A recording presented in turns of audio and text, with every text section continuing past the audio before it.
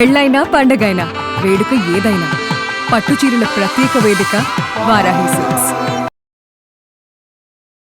నమస్తే, welcome to Suman TV. నేను పద్మిని. ప్రస్తుతంతో పాటు ప్రముఖ ఆధ్యాత్మికవేత్త, ప్రముఖ న్యూమరాలజిస్ట్, లక్ష్మీ నరసింహస్వామి ఉపాసకురాలు స్రవంతి గారు ఉన్నారు. మాట్లాడదాం. నమస్తే అక్క.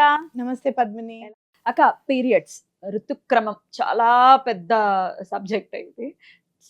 సృష్టికి కారణమే ఋతుక్రమం కదా.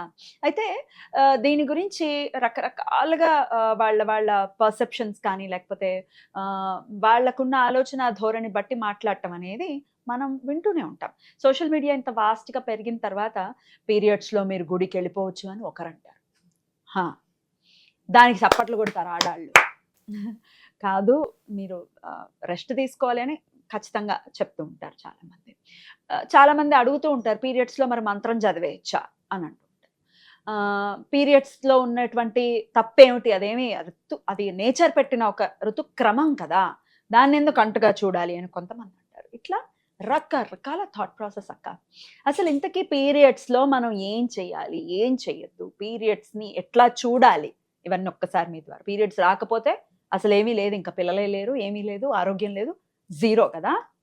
పీరియడ్స్ని ఎలా చూడాలి? ఇక్కడ చెప్పాలంటే మనం ముందు అంబుబాచి మేళ గురించి చెప్పుకోవాలి. అమ్మవారు ప్రతి సంవత్సరం 3 రోజులు ఆవిడకి, అంటే ఒక సంవత్సరం ఒక నెలతో సమానం అనుకోవచ్చు, అంతే కదా. అంతే. మరి ఆ 3 రోజులు అమ్మవారి తలుపు కూడా మూసేస్తారు, ఆవిడకి రెస్ట్ ఇస్తారు. శక్తి స్వరూపిణి కదా, అందరికీ తల్లి కదా, ఆవిడికి కూడా రెస్టే అక్కడ. ఆ రెస్ట్ని పురస్కరించుకుని, ఓహో ఆడదానికి ఈ 3 రోజులు మనం రెస్ట్ ఇవ్వాలి అని చెప్పి మనని పక్కన కూర్చోమన్నారు. ఇంకా గుడికి ఎందుకు వెళ్ళకూడదు అని అంటే కనుక, మీరు ఎప్పుడన్నా చూడండి, ముట్టైన వాళ్ళకి, అంటే డేట్ వచ్చిన వాళ్ళకి ఆకలి అధికంగా ఉంటుంది. ఎప్పుడైతే ఆకలి అధికంగా ఉందో, తినాలనిపిస్తుంది టైంకి ఉందో, వాళ్ళ ఋతుక్రమం సరిగ్గా ఉంది అని గుర్తు మనకి. ఈ పనుల్లో పడిపోయి మనం అసలు టైంకి కూడా తినము. ఒక్కొక్కసారి డేట్స్ ఉన్నప్పుడు కడుపు నొప్పితో కూడా తినబుద్ధి వేయదు. అంటే ఏంటి, వాళ్ళకి ఏదో ప్రాబ్లం ఉంది లైట్ గా అనేది ఇండికేట్. అదేదో చాలా పెద్ద ప్రాబ్లం అని కాదు, లోపల ఏదో ప్రాబ్లం ఉంది. 40 years తర్వాత, 45 years తర్వాత అది ఫైబ్రాయిడ్ రూపంలో అట్లా ఇట్లా, లేకపోతే ఒక చిన్న సిస్ట్ రూపంలో అది బయటపడుతుందని మనం అనుకోవచ్చు. రైట్. రెస్ట్ లేదు కదా మనకి. రెస్ట్ లేనప్పుడు ఖచ్చితంగా ఈ నొప్పులు భరించాల్సిందే. ఈ 3 రోజులు ఎందుకు పక్కన కూర్చోమన్నారు అని అంటే, మనలో ఎనర్జీ ఉంటుంది, శక్తి ఏదైతే ఉంటుందో ఆ శక్తి ఎప్పుడు కూడా కిందకి ప్రవహిస్తూ ఉంటుంది. అర్థమైందా? అందుకే జననాంగాలు కిందకు ఉన్నది. రైట్. అర్థమైందా? కేంద్రీకృతం అయి ఉంటుంది, వెళ్ళిపోతుంది బయటికి. ఎప్పుడు కూడా ఎనర్జీ మనకి ఇట్లా పాస్ అవుతూ ఉంటుంది. ఓకే. మనం ఇలా తింటాం, కిందకి వెళ్తుంది బాడీలోకి, అవునా కదా. వేస్ట్ మెటీరియల్ అంతా, జననాంగాలు అంతా కూడా టువర్డ్స్ డౌన్ డైరెక్షన్ లో వెళ్తుంది అని మనం గుర్తుపెట్టుకోవాలి. బికాస్ ఆఫ్ గ్రావిటీ కూడా అట్లా డిజైన్ చేశాడు భగవంతుడు. అంతే కదా. అయితే పీరియడ్స్ ఉన్నప్పుడు ఆ ఎనర్జీ అనేది పైకి కూడా ఎగతన్నుతుంది. అండ్ ద మోస్ట్ సేక్రెడ్ ఏమన్నా ఉంది అంటే పీరియడ్స్ వచ్చినప్పుడు మన బాడీ మోస్ట్ సేక్రెడ్. అంటే ఏంటంటే, చాలా పునీతమైన బాడీ ఏదన్నా ఉంది, 10 మంది ఆడవాళ్లలో పునీతంగా ఉంది ఒక బాడీ, సేక్రెడ్ గా ఉంది అంటే డేట్ వచ్చిన వాళ్ళది. మరి ఇంత పునీతంగా ఉన్న వాళ్ళు గుడికి ఎందుకు వెళ్ళకూడదు? ఎందుకు వెళ్ళకూడదు అంటే, అక్కడ హయ్యర్ ఎనర్జీ ఉంటుంది, ఇక్కడ హయ్యర్ ఎనర్జీ ఉంటుంది. Doesn't match. ఎక్కువ అయిపోతుంది, మనం భరించలేం, దాన్ని తట్టుకోలేం.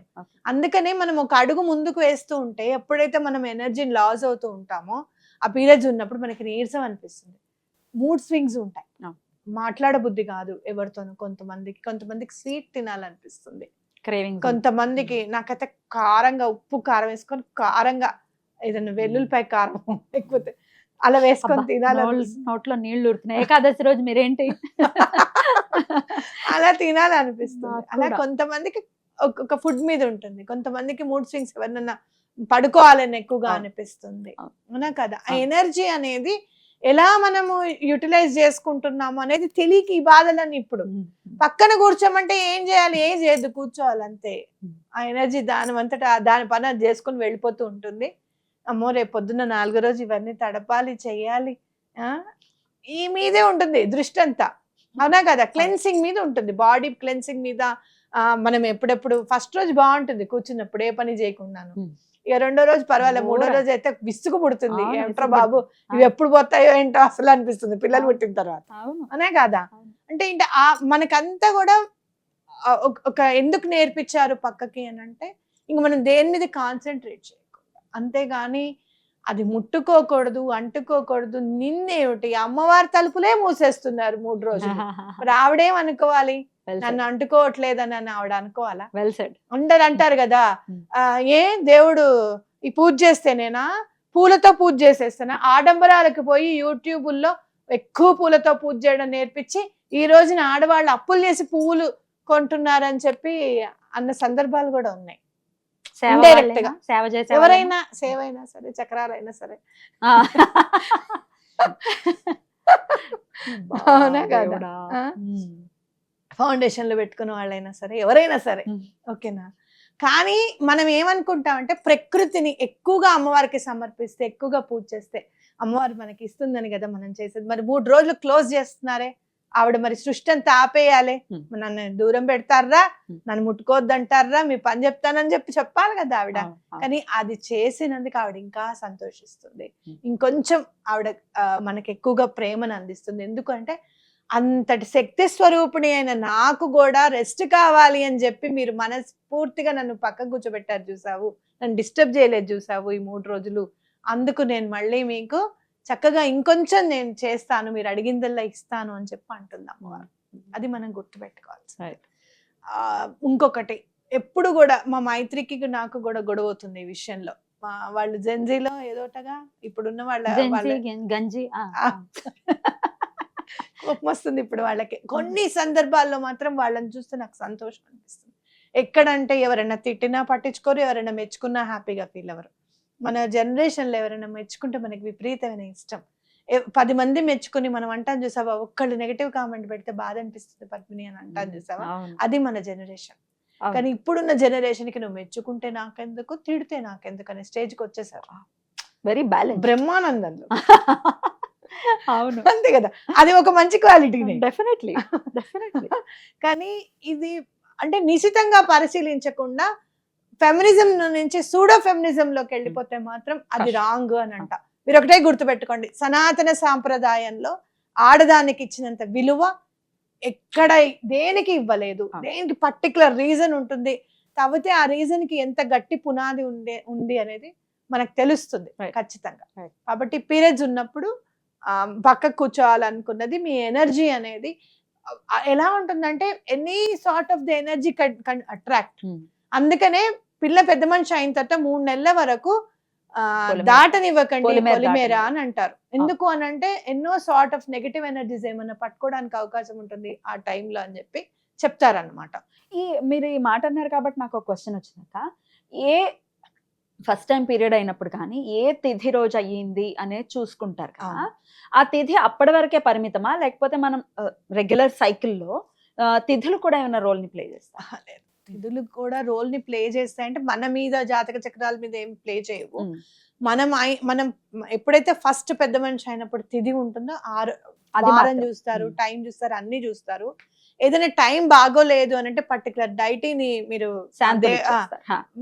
మెయిన్ శివుడికి చెప్తూ ఉంటారు, ఓకేనా? అవి చేసేసుకుంటే ఇంకా ఆ దోషం ఏం పోదు. ఎందుకంటే పూర్వం ఉండేది, ఎందుకు పెళ్లి చేసేసేవాళ్ళు కదా, అమ్మాయి దాని ఏమంటారు పెద్ద మనిషి అవ్వకుండా చేసేసేవారు కాబట్టి వాళ్ళకి ఎక్కువగా ఇంపాక్ట్ ఉండేది. ఇప్పుడు అట్లా ఏం లేదు. రజస్సులు అయిన తర్వాత ఆల్మోస్ట్ మనం 10 ఏళ్ళు అమ్మ వాళ్ళ ఇంట్లోనే ఉంటున్నాం. ఇంకా వాళ్ళకేం ఎఫెక్ట్ ఏమి ఉండదు. ఇక్కడ జరగాల్సింది ఏదైనా జరిగిపోతుంది, మనకు అంత బాధ లేదు. మనం భగవంతుడిని ఎక్కువగా పూజించడము అనేది గనక మనం పెట్టుకుంటే గనక ఆ దోషం కూడా తొందర నెమ్మదిగా తొలగిపోతుంది అని చెప్పుకోవచ్చు. కలర్ థెరపీ ఏమైనా రిలేట్ అయ్యిందా పీరియడ్స్ తో? మూన్ గురించి తెలుసుకుంటే కనుక నేను మొన్న అసలు యూనివర్స్ అమేజింగ్ పద్మిని. నేను మొన్న పిల్లలతో బయటికి వెళ్తున్నా, వాళ్ళు నేను ఎక్కడికన్నా నాకు కొంచెం ఏమైనా బాధ అనిపిస్తే వాళ్ళకి ఏమనిపిస్తుంది అంటే బయటికి వెళ్దాం, హోటల్కి వెళ్తే నార్మల్ అవుతుందమ్మా అనే ఫీలింగ్ లో ఉంటారు. సరే అని చెప్పి వెళ్దాం అని అంటే సరే అని వెళ్తే అక్కడ నేను బయట చూసుంటావేమో నువ్వు రెడ్ మూన్ అని చెప్పి వచ్చింది, ఉంది. మీరు ఫోటో కూడా పెట్టారు. ఆ ఉమ్. నాకు చాలా ఆశ్చర్యంగా అనిపించింది. ఎప్పుడు బ్లూ మూన్ పింక్ మూన్ అన్నమే కానీ రెడ్ మూన్ నేను అప్పుడే చూశాను, ఉమ్. నిజంగా చెప్పాలంటే. Okay. అని చెప్పి వెంటనే స్టేటస్ లో పెట్టాను. పెట్టారు. బహుశా నువ్వు ఇది చెప్పబోతున్నావు అని చెప్పి నాకు ఇండికేషన్. ఇండికేషన్ అనిపిస్తుంది యూనివర్స్. ఎందుకంటే మనం సైకిల్స్ కూడా Hmm. Red moon cycle, Hmm. అలాగే వైట్ మూన్ సైకిల్, అలాగే పింక్ మూన్ సైకిల్స్ అని ఉంటాయి. మీరు చూస్తే కనుక ఎప్పుడన్నా కడుపున పడ్డారు అనగానే మా బామ్మ అడిగేది పౌర్ణం ముందే పౌర్ణం తర్వాత ఎప్పుడు అని అనేది. వాళ్ళకు లెక్కలు ఉండేవన్నమాట. ఓకే, అట్లా అంటే మన సైకిల్ ఎట్లయితే మూన్ కి రిలేటెడ్ ఉందో, లూనార్ 28 days కి 1 month అయిపోతుంది కదా, మనకు కూడా అలానే 28 days కి మెన్స్ట్రువల్ సైకిల్ వస్తుంది. వచ్చేస్తుంది. We are related to totally moon అన్నమాట. అందుకే అమ్మవారు ధరిస్తారు, శివుడు కూడా అందుకే చంద్రుడిని ధరిస్తాడు అనిపిస్తుంది నాకు. అంటే మన సృష్టి కార్యానికి ఏదైతే ఇంపార్టెంట్, మూన్ మనకి చాలా రిలేటెడ్ అని చెప్పుకోవచ్చు. అని చెప్పినప్పుడు మనం ఈ రెడ్ మూన్ అంటే ఏంటి, వైట్ మూన్ అంటే ఏంటంటే, వైట్ మూన్ అంటే మనకి న్యూ మూన్ అప్పుడు, అమావాస్య అప్పుడు మనకి గనుక డేట్ వస్తే we are in that month we are related to white moon cycles. అంటే ఏంటి వైట్ మూన్ సైకిల్, దాన్ని మనం ఎలాంటి జాగ్రత్తలు తీసుకోవాలి ఏంటి అనేది కలర్ థెరపీలో తెలుస్తుంది మనకి. అలాగే ఒకవేళ పౌర్ణమి నాడు మనకి గనక డేట్ వస్తే గనక రెడ్ మూన్ సైకిల్ అంటారు. ఇప్పుడు మనకి చూస్తే ఈ పౌర్ణమి నాకు తెలిసి మూన్ రెడ్ గానే కనపడాలి ఈసారి. ఇప్పుడు వచ్చేది ఎందుకంటే మొన్న నేను వెళ్ళినప్పుడు అధికం అవుతున్నాడు కదా చంద్రుడు, శుక్లపక్ష చంద్రుడు కదా, సో అది రెడ్ కలర్ లో కనపడింది అష్టమి నాడు అని అంటే మనకి పౌర్ణమి కూడా డెఫినెట్ గా రెడ్ మూన్ లోనే కనిపించాలి. సో మనం పౌర్ణమి అప్పుడు గనక డేట్స్ వస్తే దాన్ని రెడ్ మూన్ సైకిల్ అంటారు. ఓకేనా. ఈ మధ్య కాలంలో వచ్చింది పింక్ మూన్ సైకిల్. చూడండి, రెడ్ వైట్ కలిపితే ఏ కలర్ వస్తుంది? పింక్ వస్తుంది. సో కలర్ థెరపీ మనకి ఈ మెన్స్ట్రల్ సైకిల్స్ లోను, ఫర్టిలిటీలోను, పిల్లలు పుట్టడానికి ఈ కలర్ థెరపీ అనేది చాలా బాగా పనిచేస్తుంది. మీరు వేసుకున్న డ్రెస్ దగ్గర నుంచి, మీరు తినే తిండి దగ్గర నుంచి, ఏ కలర్ లో ఉండాలో గనక మీరు తెలుసుకుని ఉంటే గనక డెఫినెట్ గా యూనివర్స్ మనకి హెల్ప్ చేస్తుంది అనేది గుర్తుపెట్టుకోండి. అంటే సమస్యలను అధిగమించడానికి కోసం కూడా ఇది మనం హేతు అవుతుందా? ఇది ఇవాళ నువ్వు డ్రెస్ వేసుకున్నావు కదా, పర్పుల్ అండ్ పింక్, నువ్వు వేసుకున్నప్పటి నుంచి you are thinking that you are looking more bright. ఇవాళ నేను చాలా బాగున్నాను అన్న ఫీలింగ్ నువ్వు అద్దంలో చూసుకున్నప్పటి నుంచి కెమెరా ముందు నువ్వు మాట్లాడుతున్న దాకా నీకుంది ఆ ఫీలింగ్. ఉందా లేదా? ఉండక్క. కలర్స్ అన్నమాట, అది కలర్. సో మనం ఆ కలర్ థెరపీ మీద మనం అంత బాగా మనం ఇంట్లో అన్ని కూడా అరేంజ్ చేసుకోవచ్చు.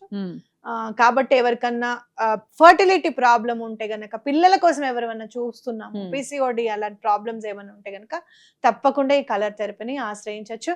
క్లాసెస్ ఉన్నాయి కలర్ థెరపీకి, మీరు ఒకవేళ కావాలి అని అనుకుంటే. లేదండి కలర్ థెరపీ ద్వారా ట్రీట్మెంట్ తీసుకోవాలనుకుంటున్నాము అంటే కూడా మీరు తప్పకుండా కాంటాక్ట్ చేయొచ్చు. క్లాసెస్ అయితే త్వరలోనే కలర్ థెరపీ క్లాసెస్ స్రవంతి గారు స్టార్ట్ చేయబోతున్నారు. అది ఎప్పుడు ఉంటాయి ఏంటి అనే డీటెయిల్స్ త్వరలోనే వస్తాయి. So keep watching. రైట్ అక్క, thank you so very much అక్క. నమస్తే.